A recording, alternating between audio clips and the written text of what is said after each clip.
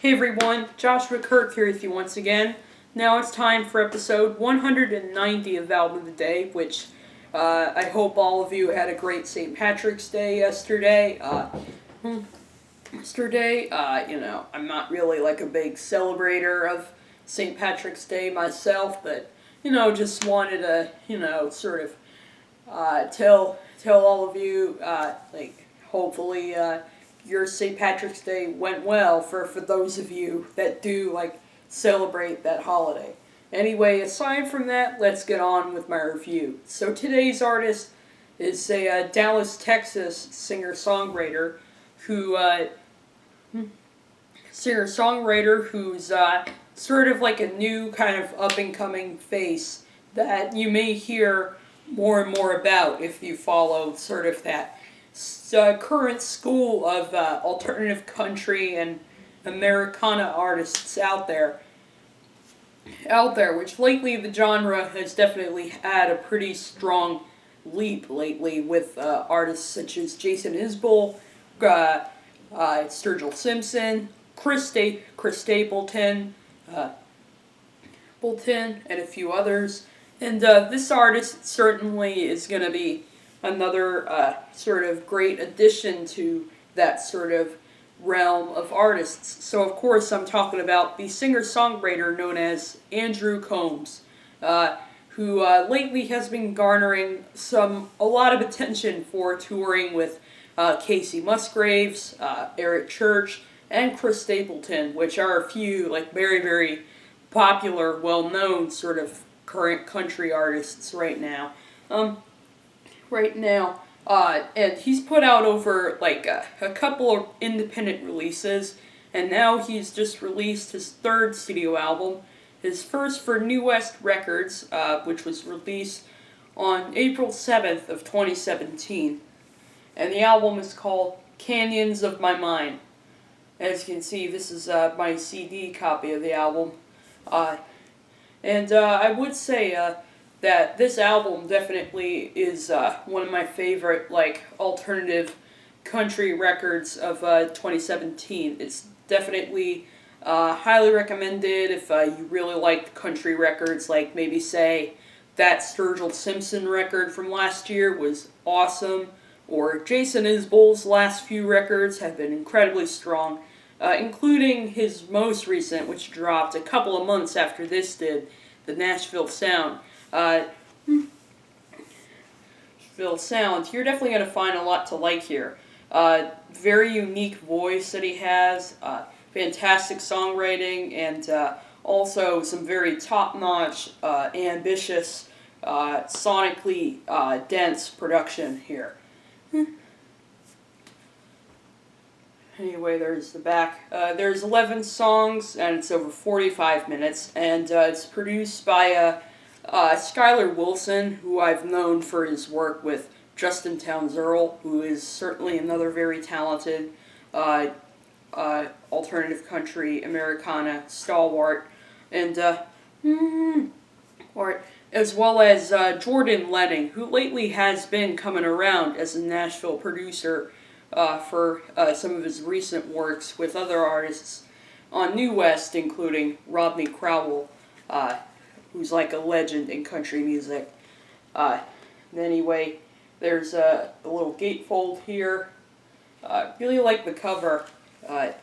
It definitely illustrates sort of the mood of this album really well. It's kind of rainy and dreary at times, but then other times it's kind of a little more on the bright, cathartic side as well.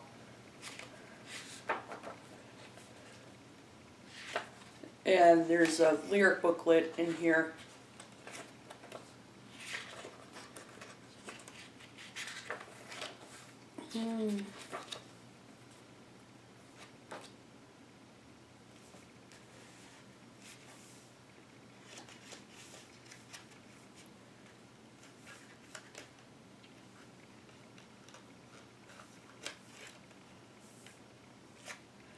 And then there's the CD. And by the way, American Songwriter has written a positive review for this album and has put it in their top 25 albums of the year. So yeah, that's the CD packaging for Andrew Combs' latest album, Canyons of My Mind. Like, yeah, this is pretty much the record that, if you're looking for some country music that's, like, very, like, natural and obviously is played with real instruments and, has plenty of soul to the voice and the songwriting. It's not just like your overproduced, super, like, commercialized cookie cutter stuff that you hear on the radio. You're definitely going to find, a lot to like on here. I mean, right off the bat, you can tell this artist has plenty of potential once you get to the opening track, Heart of Wonder. We get this very, like, emotionally powerful, sweet, wistful voice sort of come through the stereo right away over some nice syncopated guitars, bass, and drums. And it's also accompanied by some really gorgeous extra nuances in the instrumentation, including piano, a nice jazzy saxophone, as well as some very beautiful strings that come in towards the end, and right away, he definitely pulls you in with the lyrics of how lyrics about how he's sort of and right off the bat, he just pulls you in with some lyrics that are kind of like introspective and definitely have a same sort of like wit and cleverness that you would get from a songwriter like maybe say Rhett Miller from Old 97s, which it is funny I say that considering the Old 97s are another alternative country act that's out of Dallas, Texas. So Texas, and definitely a great opener for the album because it really does show like his like true skills as a songwriter, and also the instrumentation just sounds really cool. Like really cool guitar solo in the middle, and I love that infectious saxophone solo at the end too. And then after this, we have the quieter track, Sleepwalker, that still manages to leave an impression with its very with its very like delicate instrumentation, including baritone ukulele and some drums that sound like they're being played with brushes. And the upright bass like sounds really awesome in there, and it really pops in the arrangement, which that's what I love about upright bass. It has a little more of a little more sort of dramatic effect than maybe say an electric bass, and the way that they like show that here on this album is really awesome. Like awesome. And this is a song that's like co-written with producer Jordan Lennon, and it's sort of a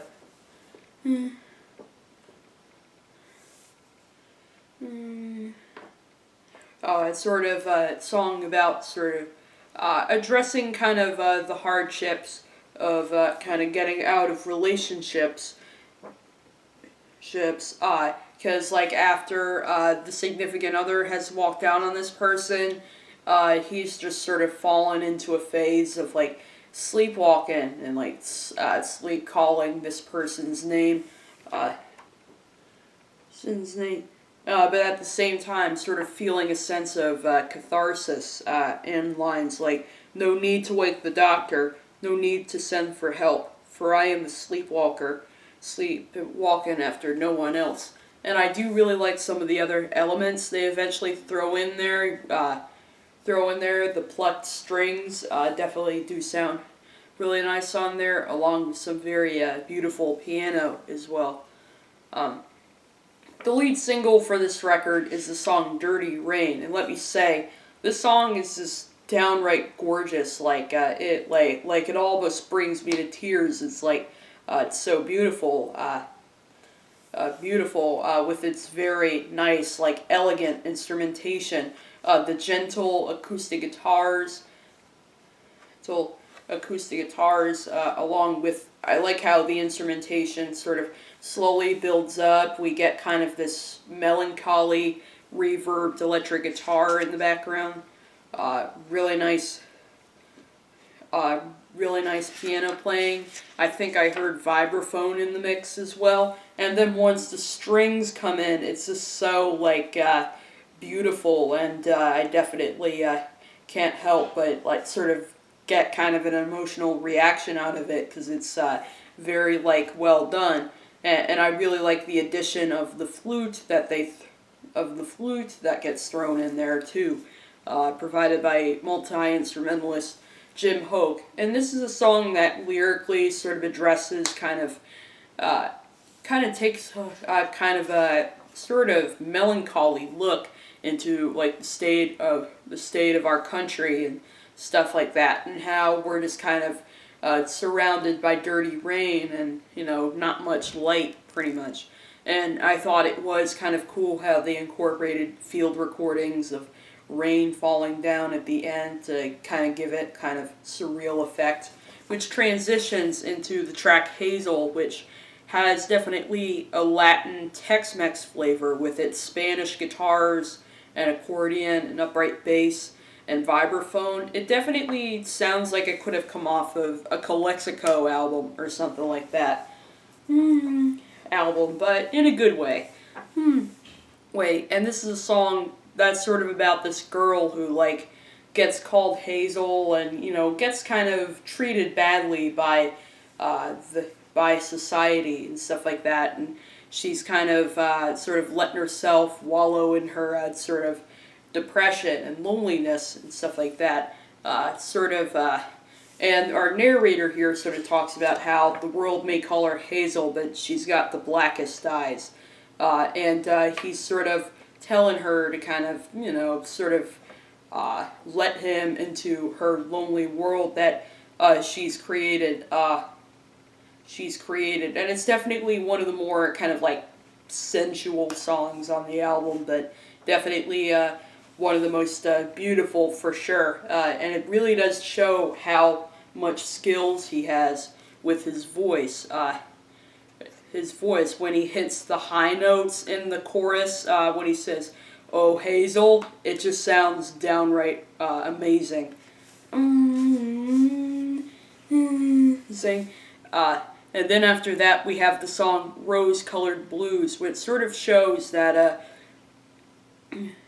that this is another artist that is truly unique and has a lot of potential with his lyrics, and a song that is bound to sort of become like a favorite with fans.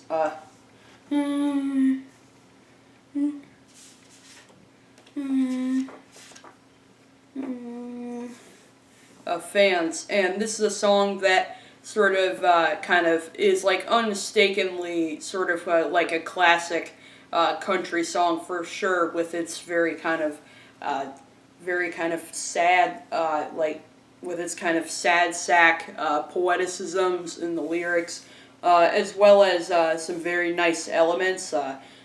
Really nice pedal steel, which I really like the part where the pedal steel, the acoustic guitar, create this like really cool, infectious, harmonious solo part that I do really like a lot, and it goes so well over the gorgeous just bed of strings, piano, and brushed percussion.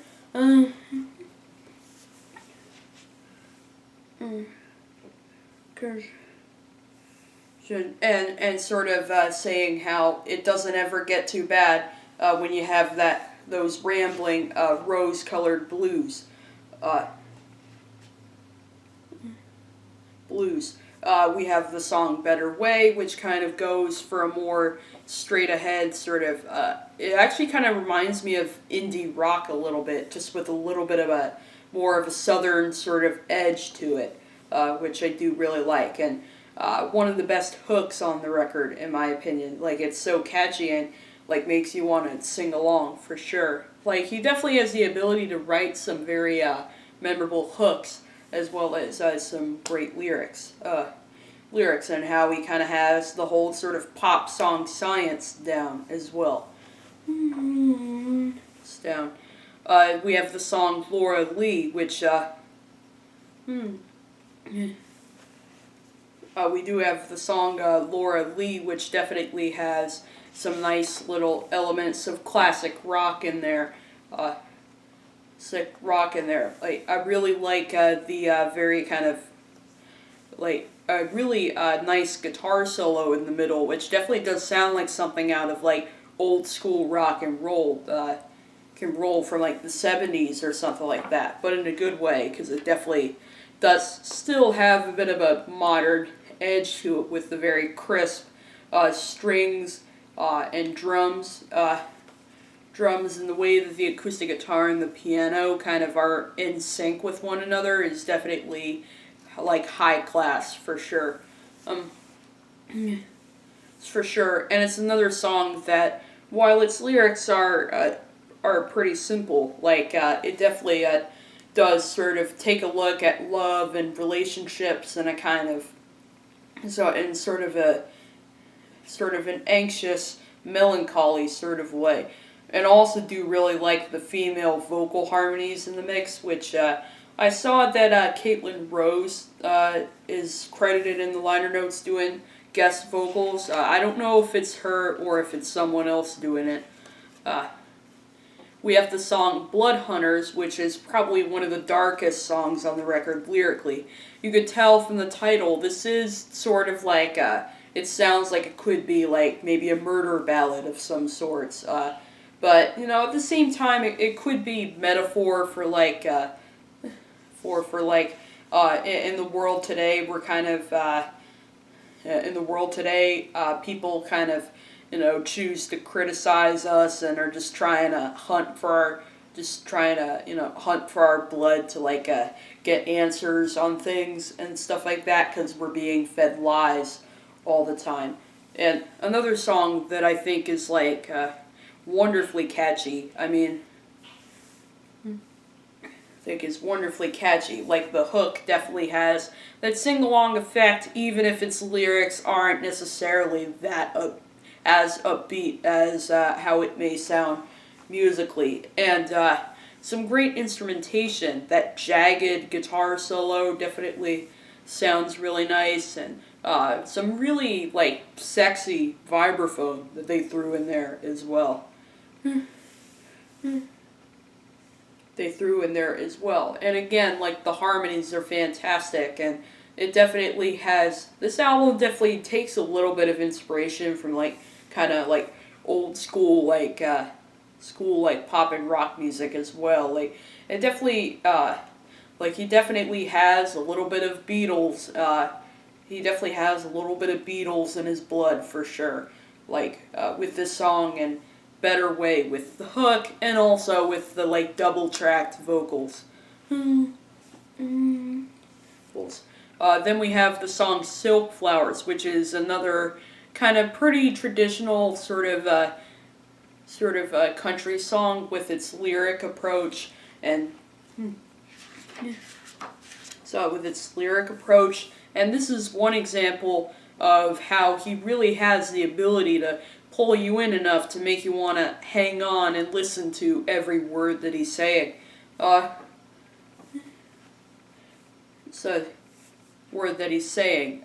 it's definitely a song that is, once again, expertly recorded, and I can tell that this is mostly recorded probably on analog tape, where everything's like, sounds so natural, and there's no digital manipulation or adornments or anything like that, which that's exactly how I like my country music to be done.